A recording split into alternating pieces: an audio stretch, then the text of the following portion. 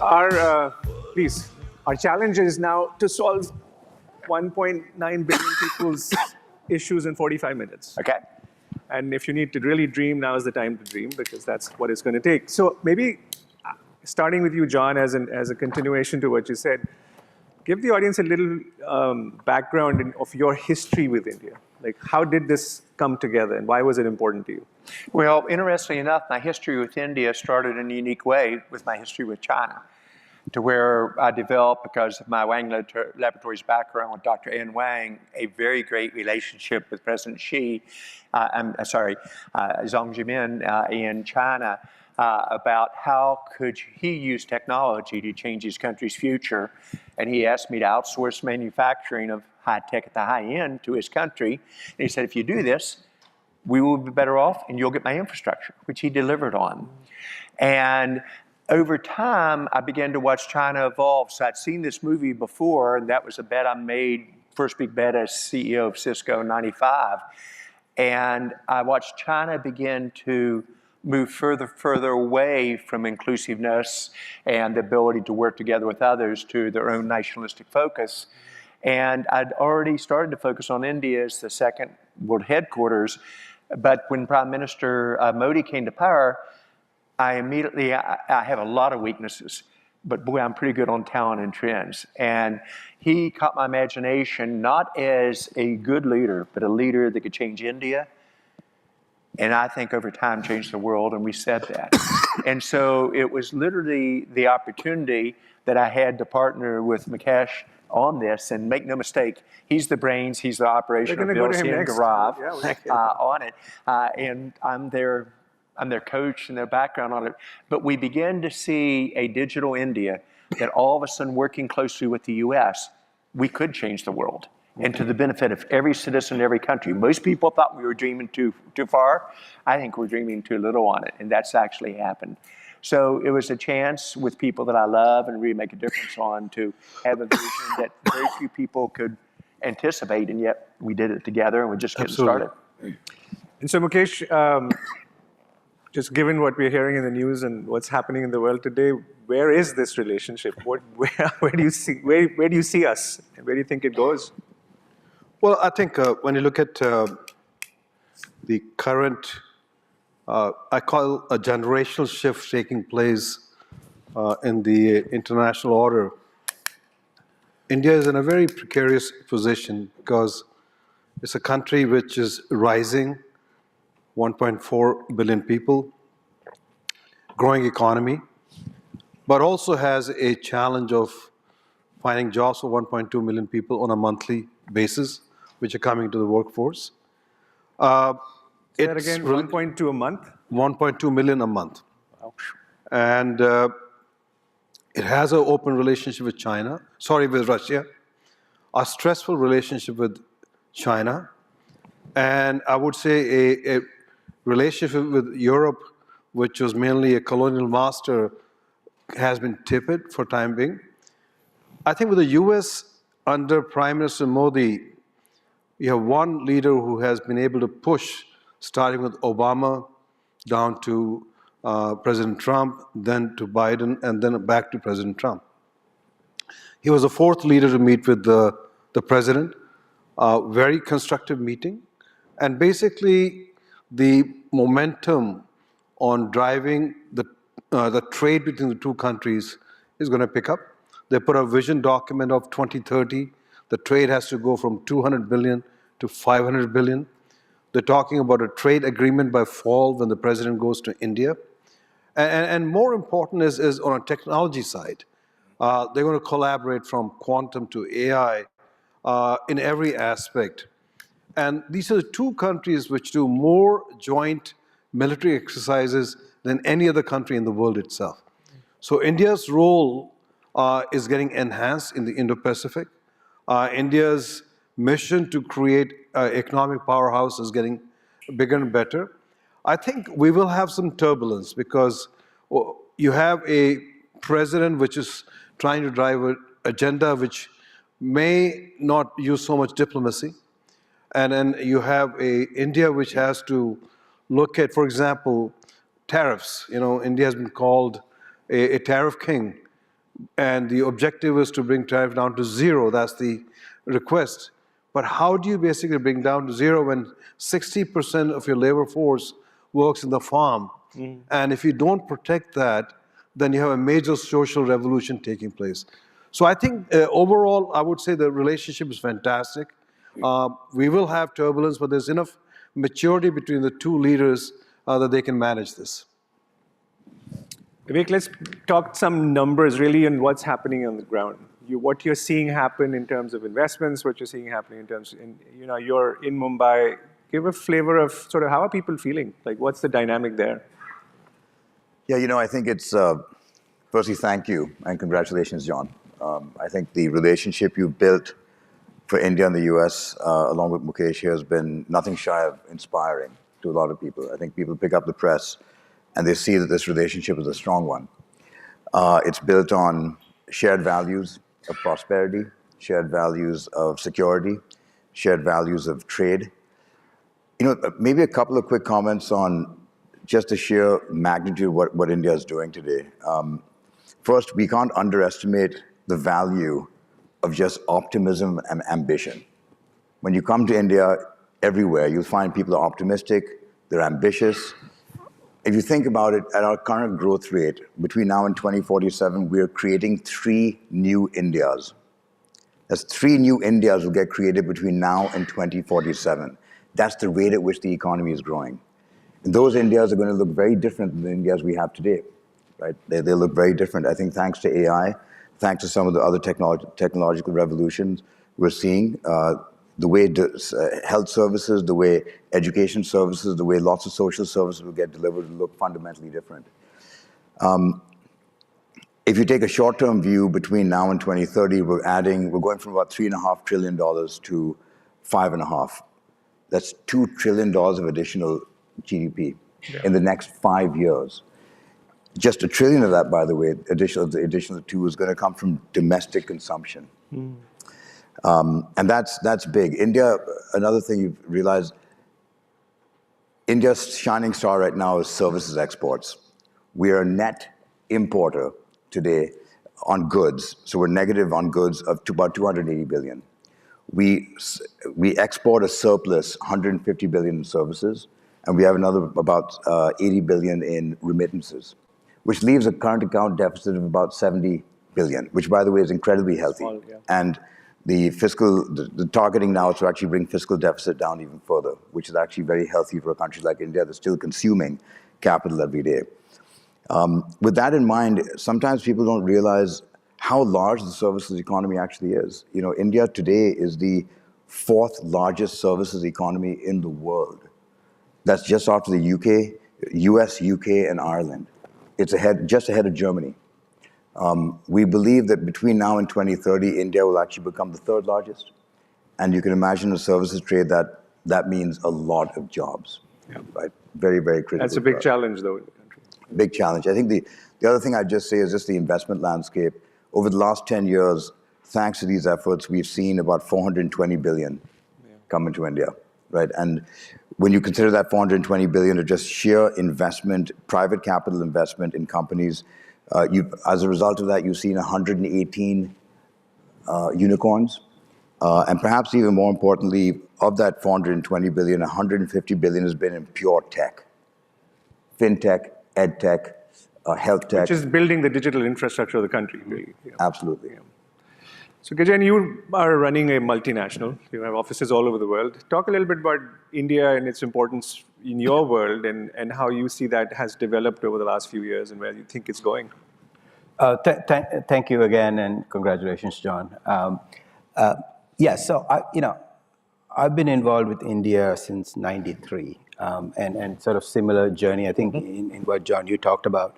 But I sort of see, if I think of it through the lens of tech, I've seen India go through, I'd say, at least 3 phases, if you will. Right, there was the early phase of enablement, back office support type, from maybe 91 all the way through to 2005 thereabouts.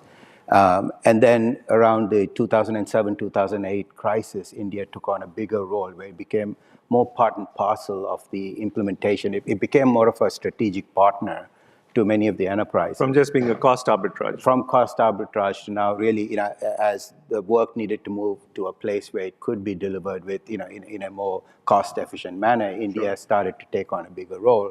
And then since, I would say around 2015 or thereabouts, India has shifted in terms of purely from a talent perspective, having the ability to go beyond just being a cost arbitrage or even a strategic partner to actually being more of a scale partner. Now, as those shifts have occurred, I think a couple of interesting things have occurred. India has gone from having purely a tech talent pool to then learning the domain and understanding the domain, and now becoming quite deep in technology, across the board. And when you put those things together, if you kind of think of that journey of 24, 25 years, Yes. India now sits at the very, very nexus of what comes next. And so, tying that back to where we are, what has been really interesting for us at least is we have made this shift from India being an enabler to a supporter, and we actually now start to think of it more as a scale partner. And in this next journey, if you kind of think about our next 6 to 10 years of Hitachi, we really think of India as an innovation hub for Hitachi. Not as a market? Sorry, I'll come to that. In addition to a market, So quite a few people live there, Yes, and the region of India has elevated as of this. Purchasing power is up quite a bit. Purchasing power as well, and it's fundamentally shifted to being both a innovation partner, a scale partner, and a market. And so in Hitachi, we now focus on 5 regions. India is one of them. Right. So that's been the shift that we have seen, and we truly see a tremendous amount of opportunity, and hopefully start to solve some of the labor challenges that we. So on this sort of few comments that we've had yet, so I think for the audience, it's to appreciate that the size of the economy, the mood of the economy, mood of the population, is all trending very positive, and it's really meaningful, and there is real business to be done. Now, you're setting me up on that one. Yes. India is going to be the #1 economy in the world, period. This is a fact unless they misexecute. All the demographics are going that way. It's going to be the fastest growing economic engine in the world. Its startup engine is finally kicking into high gear. You're seeing a country that believes and is optimistic about the future. They will have the highest standard of living increase per citizen in the world, and will execute. And if we do this right, India and the U.S. can team together to accelerate both economies and standard of living across the Vivek, board. you think #1 economy in the world? In 20 years. There's press here, so. Yeah. In 20 years, India will have 1/5 of the world's working population. I mean, that's demographic. You can call it dividend. We're concerned about the demographic left behind issues, but just the sheer magnitude, 1/5 of the world's working population. So that's, if you look historically, that's an important indicator of growth. But my next question was going to be, what happens in the world of AI and automation? And what role does India play? What opportunities does India have? And what's the threat to India? Maybe, John, you can take us there first. I'm going to start off with just a small note of caution. This morning, you all were kind enough to let me be in on the India panel group with about 12 really good startups. I hope you invest in them, and maybe you'll let me do in a couple of them. But on the one hand, they were excited about what it means, because the #1 nation in the world right now on new IPOs, India. Yeah. And remember, just 10 years ago, there weren't IPOs, much less tech startup IPOs at all. But there was almost a hesitation about, we don't see enough AI startups gaining the traction, the overall approach, and you could sense just a little bit of confidence issue. We forget that India does not have the startups to steal from. Most of our startups here in the US, they steal from talent of the major hyperscaler players, they steal from my prior company, steal from other startups, and I mean that in a very positive way, the talent dispersion. So I think they're going to be the key force for AI evolution overall, but it'll go a step at a time. And this is where I really like what the US and India are doing together, is one of the 5 things that Mukesh can articulate better than I can. Number 4 is trust, i.e. technology, working together on it.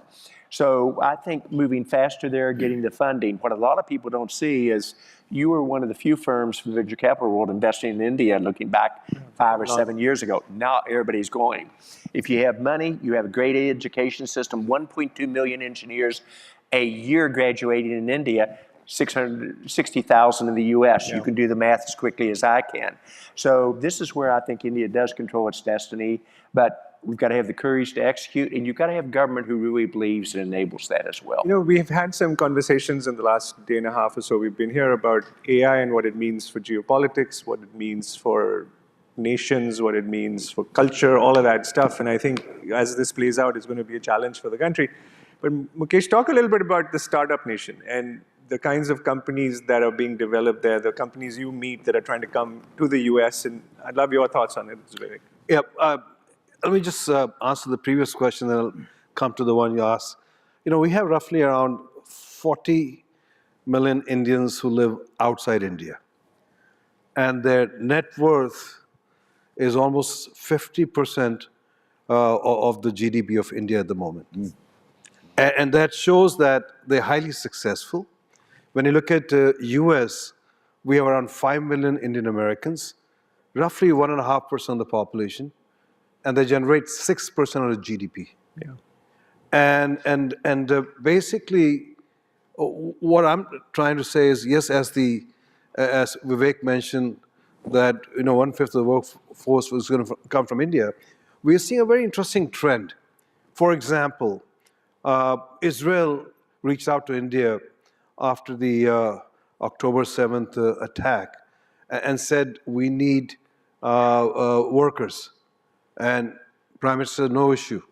And basically opened the line for workers to go to Israel, even during the wartime. Then we got a later request, we need 2,000 IT workers. Open the market for that. We just got a request from the current administration as to, can you figure out a way to bring in 10,000 medical doctors to US? Because in the, 1 out of 8 doctors in the US today is Indian. Yeah.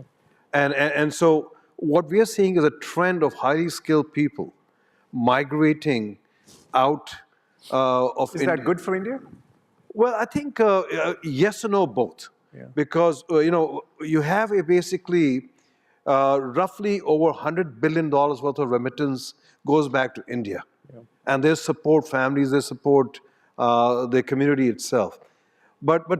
So what I'm trying to say is the trend I see it is India will become a global workforce as we move forward, and they'll focus more on the highly skilled arena itself. But to answer your question on the second part of the question, we are seeing the phenomena of global capability centers in India.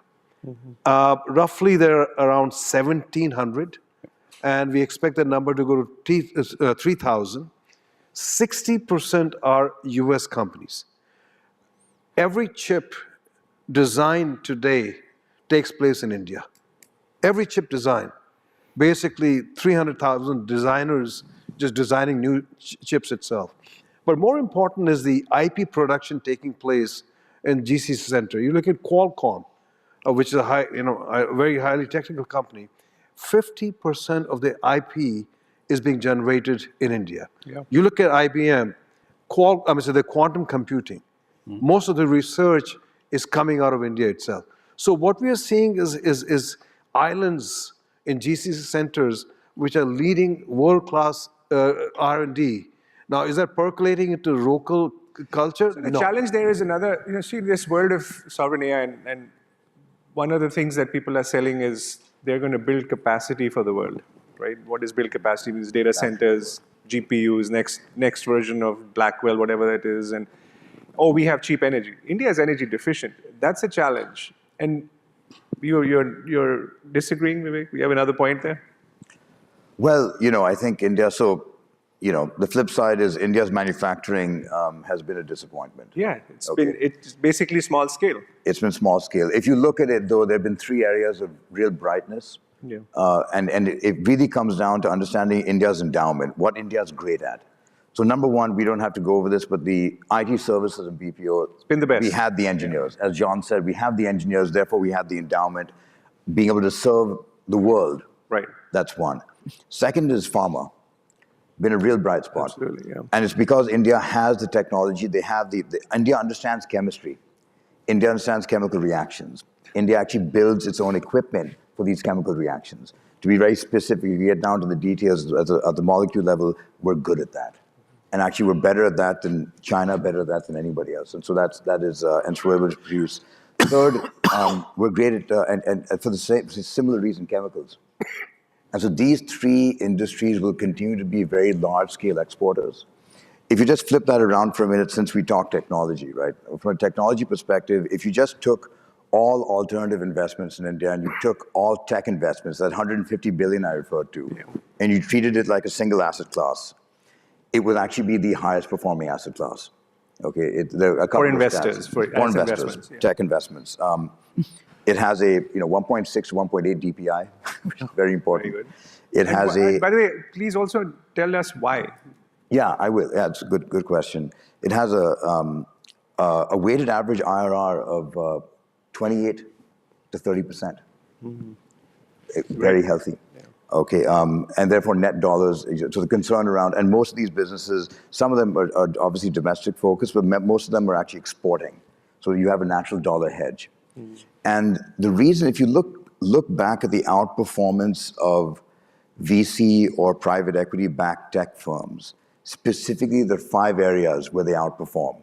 And you can literally understand where investors and boards spend their time on these companies. The first is they outperform on just obvious on revenue growth. But not just revenue growth, quality of revenue. In other words, the customers they go after are some of the most, if you will, the stickiest, most important customers in their own industries, and they focus a lot on actually improving revenue and quality of revenue. The second you'll find is that 80% of private equity, growth equity, or venture-backed firms do their first M&A deal only after the investors come in. Yeah. Okay, and that could be domestic M&A or cross-border M&A. Yeah. The third is the pace at which they grow exports is fastest. In fact, it is almost 3 times as fast as their non-investor-backed peers. They grow exports faster. Part of that is, of course, exports are a healthier form of revenue. It is also hedges you against the rupee depreciation. And there are, of course, the quality of earnings and profits are that much better. India, and also I'd say there's definitely been improvements in corporate governance and access to public markets, and all of that has been great. Kijan, what's your thoughts on all of this? And as you think about, when you said you have an innovation lab in the country, how does that play out? I think, so while I agree with sort of all of the positive aspects of what India means to us, I do still see, even with GCCs, for instance, Mukesh just touched on this, there needs to be a shift in how GCCs are leveraged by companies from outside India with India. Because I still think that, even as recently as a month ago when I was there, there's a misalignment. The GCCs, most of the GCCs I've touched, tend to be still viewed as a scale partner rather than an innovation partner. Now, there's innovation going on. However, it's disconnected with the market need, right? And so the business isn't as engaged or as deeply engaged with the GCCs. And I think this is a problem, or it's something that needs better alignment. Because the moment you can do that, it starts to drive a lot of what Vivek is talking about. Because all of the exports and all of the outbound work that happens in India becomes a lot more aligned with what the market needs, or markets outside. So India for India, perfectly fine. India for the world, I think there's this great opportunity to better align the needs of the market with what's being innovated in India. It's not a problem with talent. It's not a problem for expertise or domain knowledge or even funding at this point. It's an alignment with the needs of the market that needs to be better structured. And is your thought here that because you're so far away from the markets you're trying to serve, you don't understand them? Or is it more you have a culture / image that you haven't changed yet, or trying, or is it some progress of that? I think it's in a way, it's both. I think outside India needs to start to look at India as a business partner rather than there's still an element of India as an enabler or a supporter of the journey rather than a strategic partner in the journey, if you will, right? And then India itself, right, we still have this challenge of leaning in and strategically leaning in. Now, I've seen a lot of change in the last maybe 2 years, John, as you touched on. The startups that are coming out of India, unbelievable, right? And it's not just AI or deep tech. I'm seeing robotics, factory automation type startups, even quantum. In the last trip, I met 2 quantum companies that are far ahead than anything I have seen even within Hitachi, right? And so I think the capability set is there. If we can just line it up properly, I think it could be explosive. I think that's the opportunity and the challenge that we So face. John and I've invested in a few. John, your thoughts? Yeah, our minds think exactly alike. We need to go on the road together because we can finish each other's thoughts. How many of you are investors in the room? All right, so let me give you the math. On the two companies I've invested in that were in India and we came to the U.S. with them, or the leaders were established in India. One of them, Safe Technology, already has a 10-to-1 return, and Unifor has a 100-to-1 return. And so this is where I think the highest returns will come out of the startups in India. What's been missing is that we haven't generated the hyperscalers or the larger players, and that just takes time in terms of the unique approach. Yep. But if I were an investor, I would not only double down in India, I would double down twice in terms of the opportunity. And we are, and I think what we don't talk about much here is the companies that Vivek said are serving, or you said, were built for the domestic markets. That are actually, some of them, I would say at scale, that is surprising to most people. Any thoughts you'd like to share with the audience here? Yeah, actually, I think somebody else made this comment earlier today about being born AI. Yeah. It's a bit like being born EV. Just the entire mind. When you're born EV, you don't think engineering. Yeah. You think design, you think software, you think assembly.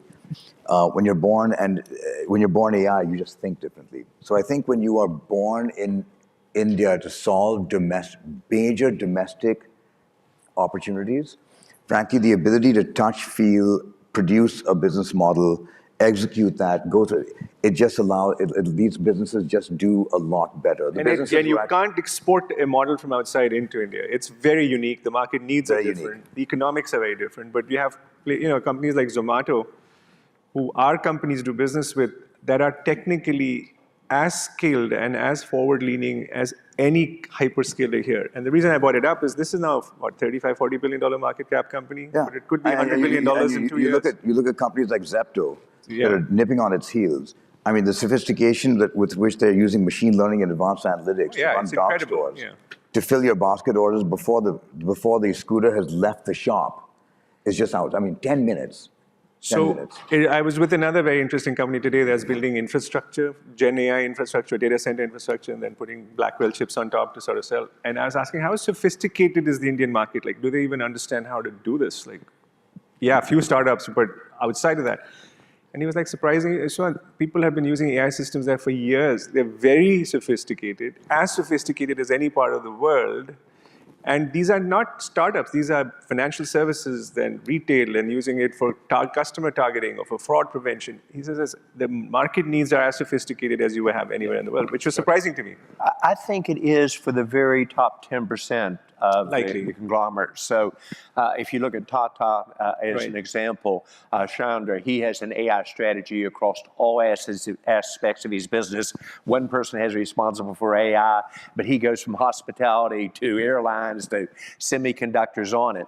And the most sophisticated network in the world is what Reliance built with RIA. I mean, it's amazing, Gio, how powerful that network is. But that's the exception. It's a little bit like France used to be. When startups started to go in France, we had trouble with French companies accepting the innovation and the starting. It took a number of years to get it going. I think that's a natural part of the process. There is, and the big difference now, John, I think, and you are on the ground, you probably have a much more informed opinion, is that the technology startup ecosystem is so confident and is growing so fast that the older generational companies in India have no choice but to embrace these things. And agree. they will, that forcing function is either going to make them survive and be what they are or be gone, as it's happened here. Now, in India, the change function is harder because you have a lot of different heuristics to kind of break through. There's no inheritance tax. There's there's a lot of things that stay within the family generationally, and that's why you have these massive conglomerates. But that will also change. But McKinsey, I don't want to steal your thunder here. I think you all have said that 60% of the Fortune 500 disappears in the U.S. and around the world. It always I does. agree with that number in terms of it. So any country whose established core business doesn't evolve, I think will be in trouble. Yeah. One area that I think people don't appreciate much, and Mukesh, you may have a point of view, is on India and this push towards space technology. What is that? Give us a little insight into where that is and where that's going.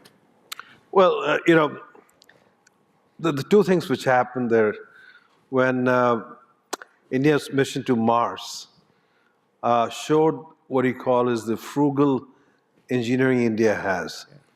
The cost of the mission to Mars was less than the cost of movie Gravity. Yeah.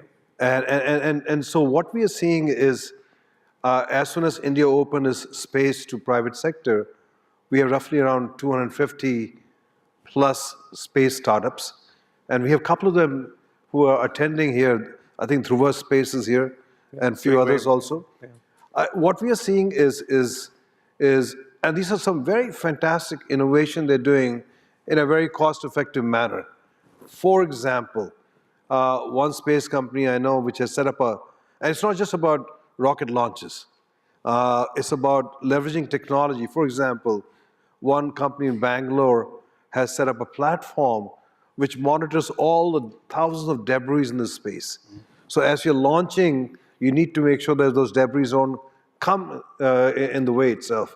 Another space startups has set up a very cost-effective way of doing all the data analytics up in the space and sending the final product down rather than getting the data down, then you do the analysis itself. So what we are seeing is in the space startups, Indian companies are being leveraged now by the US Defense Department, by the NASA also. So we see the trend coming up very sharply. Another touch point between US and India is around these technologies. And, I think the startup maturity it's kind of funny because I made my first investment which had an Indian office in 2001 or something. And the CEO called me and said, I need you to do an event with me in Pune, in India. I said, what for? He said, I can't hire people. I said, why? He says, because their parents won't let them work for me. So you have to come and give me credibility. Sure. I think that's the biggest change that's happened. There's an aspirational generation. There's a very confident generation of young Indians that are trying to sort of go out and change the world. I know, Samant, you're an amazing moderator, and as such, you don't participate as a panelist. But with my colleagues' permission, share with us a little bit why you all bet on India so well, and what have been some of the key milestones you've accomplished. Well, I mean, part of it was because we knew it. I grew up there, so I kind of had insight into what works and what doesn't. And our first investment in India was drifting off an investment we had made in the US. This is prior to March. Little company called Confinity that became PayPal. And we understood financial services well because of that. So we invested in India's leading financial services company. In fact, Vivek's a common friend introduced me to, it was Rahul Khanna introduced me to that company 18 years ago. So we've been doing this for a long time in India. And it's been a super lucrative market for us. But the new nature of businesses coming from India are the ones like you talked about, that are building products and services, or products that are world-class, leading technology products out of the country, and are competing globally, and have aspirations to be globally competitive and globally successful. And those are the ones that you see all of the attributes, Vivek, you talked about in terms of you generate money in dollars, you hedge the Indian rupee depreciation, which is always a challenge because it's 5 to 7% a year. That's an issue. You're building product that's technology, so it's intellectual property, so you have high gross margins. You're building the kind of businesses that we've grown up investing in the US, that we see the multiples and outcomes that we desire. And we'll see, I think in our database of companies at March, we have about 300 or so these types of companies that we're watching. Some are in the single digits of millions of revenue, some are in the tens of millions. Very few, but there are some that now are in our portfolio as well, in the hundreds of millions of dollars. So it's been an evolution. It's been a great market to invest in. I'm going to transition a little bit the conversation and talk a little bit about leadership. Yesterday, Mike Milken was talking about look at the tech leadership in the US and look at the Indian diaspora. And you look at people like Chandra at Tata, who are considered probably some of the world's leading CEOs, not just India's. What is it, John, you think about that culture? What is it about this that now this is possible? Because when I started here, very few far in between. An Indian would walk in with a company and my partners would say, so I get it, you're the CTO, where's the CEO? Yeah, I think that's natural for any group as we first come to America. And remember, almost all of us are Immigrants. on it. When I first came out to the Valley, several of the Asian groups that represented companies here asked me to come and speak, and I was kind of confused. Why did they ask me to speak? They asked me to speak because I was from Wang Laboratories. And understanding how the transition was going to occur. But I think there are two equalizers in life. One is education, and the second is technology. And if you combine that with democracy, which I think in the end wins on innovation and entrepreneurship, the power is huge. The numbers are breathtaking in the US. Out of the top high-tech companies, half of them are led by Indian diaspora. Out of my own portfolio, not by design, just I tried to get the best companies, over half of them are led by Indian diaspora. So it's the education system, the hungriness, the young population, and a tremendous drive to be successful that's coming together. And that's what pattern recognition is about. So that's what I personally see. And all three of you as well have worked with, or I worked as leaders in large companies. What do you see? What's changed?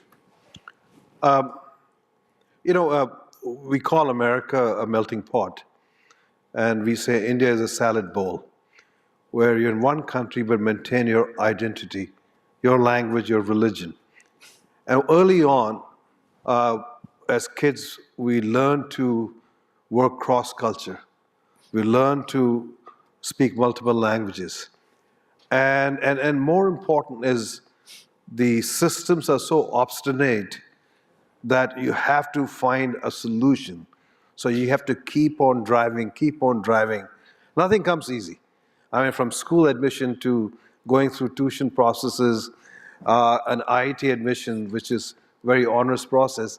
I think early on, you go through the process and it kind of brings that sense of hard work and discipline. And once you go through that, it becomes easy coming to the US corporate environment. And you can work cross-culture, cross-country, and be able to work harder than anybody else itself. So I think it's a combination of attitude, the environment you brought in, and definitely a lot of smart kids out there. But by law of numbers, you'll have more smart kids because you have more people. Yeah. Go ahead. Yeah, I mean, it's a small point, and not to rain on the Indian diaspora parade, but this is the cream of the cream. Yeah, it is. If you saw, there was a chart up yesterday, I think Mike Milken or someone had put it up, on PISA scores. Yeah. India did not participate in that. They did not, yeah. And they did not because our PISA scores are among the worst. Yeah. It wouldn't even make the chart. On average, yeah. Our educational outcomes by the third grade, by the fifth grade are atrocious. And I say this to you because remember, you're seeing the reflection of India's brightest, best educated show up on the shores. By the way, I think this is actually one of the areas where the US has got it right from the 50s and 60s. The immigration policy targeted engineers, it targeted talent, it created a window of opportunity for people to come in and build great lives here. And so you ended up with some of the brightest Indians leaving the country. It was a brain drain. Of course, now we have more Indians who are going back. The opportunity set has changed in India. So yeah, and so therefore there's at some level, perhaps it's not surprising, English-speaking, well-educated, grow up in a democratic and messy system. Yeah. You learn how to navigate things and just get along. So not surprising. One thing I'll just say is, which is a little different, the US and India are very, very similar in 3 or 4 ways right now. One is both have sort of a hyper-nationalism drive. Right-wing populism is actually on the rise in both countries. The second is you have concerns around elitism and therefore inequality. right? You have concerns around old institutions not being fast enough. So things have become a little more anti-institutional. We're looking for the leapfrog. To some extent, there's also concerns about anti-pluralism. In other words, that one voice is the right voice, one way is the right way.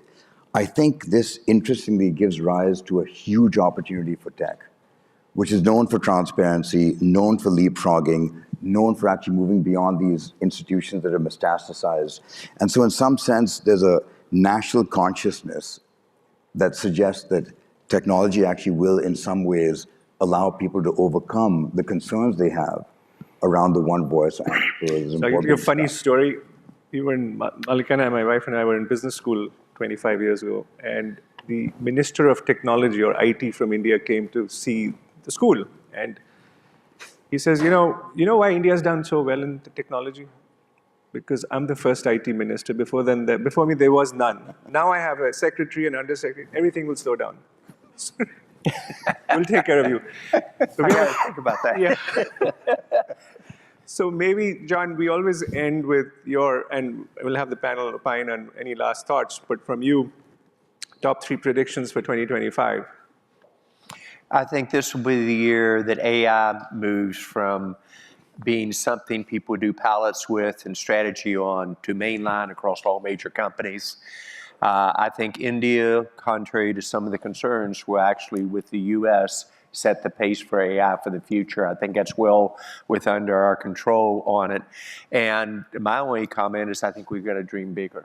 And one thing I love about Prime Minister Modi, and there are many things about it, the minute he achieves a goal, he raises the bar very quickly.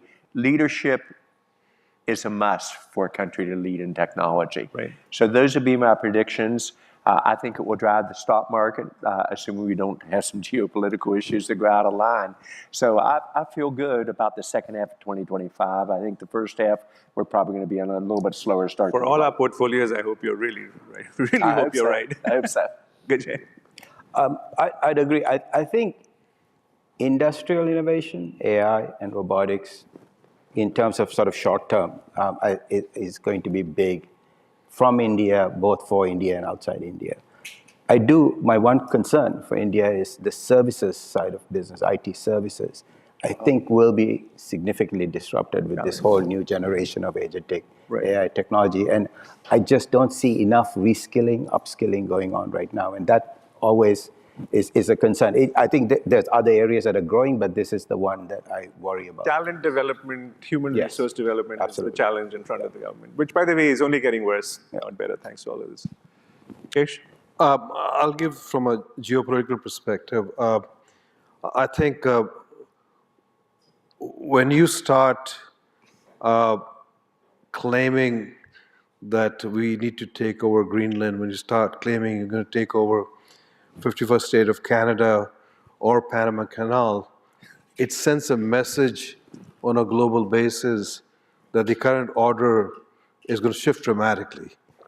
And once that starts shifting, you'll see global alliances also shifting.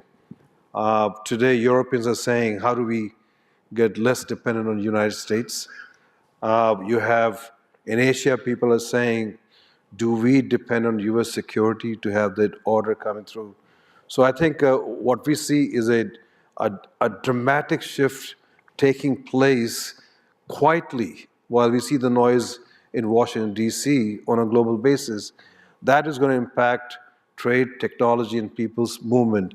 And you will see nations becoming more introvert, trying to become more self-sufficient rather than becoming a globalist itself. So that's the role you have to help navigate, because that's why US ISPF exists, at least for the US-India corridor. And I think it's a very important organization to foster the relationship between the two countries. I actually think it's the most important organization by far. I agree. Yeah, I'd agree. I think the geopolitical distance, so I have 3 quick comments. Yeah. I think India's geopolitical distance will impact its capacity to trade with many people. And actually, India's geopolitical distance has narrowed with so many countries in the last 2 years. It's narrowed. Of course, we've always had a narrow geopolitical distance with Russia. We have it with Iran. We have it with Saudi. We now have it with the US.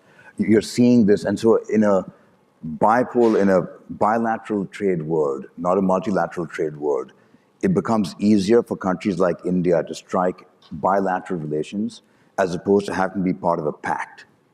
Okay, I know there's some concern about the new BRICS version and how they might trade, but honestly, India will not align itself with anything that actually threatens its sovereignty or threatens its independence. Interest. Yeah. And so actually, in a world of bilateralism, India is more likely to thrive. In a world of multilateralism, India was sort of left out. Yeah. So that's one. The two things I think will evolve over the next couple of years, one is import substitution. That is big. So this is not about tariffs. This is about producing India's own semiconductors, which will be through partnerships like John and Mukesh are leading, producing its own medical devices, own medical equipment. So that's one. And there'll be a huge amount of investment that goes into India simply to substitute imports that are critical for domestic consumption. And the second, of course, is trade. And India will have to change its stance on trade. Its traditional stance on trade has been high tariffs for a simple reason. The belief is that international trade doesn't produce jobs, it takes away jobs. I think the experience of Vietnam, Thailand, South Korea proves otherwise. Yeah. And so India will probably revisit its own understanding of the relationship between trade and domestic job creation in a way that hopefully is symbiotic with the US. Interesting. Well, thank you. I just will end by saying, look, India is a fairly large country, fairly old culture, very old culture, but actually quite a new country in the context of where the world is. And a lot of things have to be figured out, are being figured out. It's a very exciting opportunity set for what we do. It's a very exciting place to be in business. And I appreciate all of you being here and doing this with us. And thank you very much. Thank you.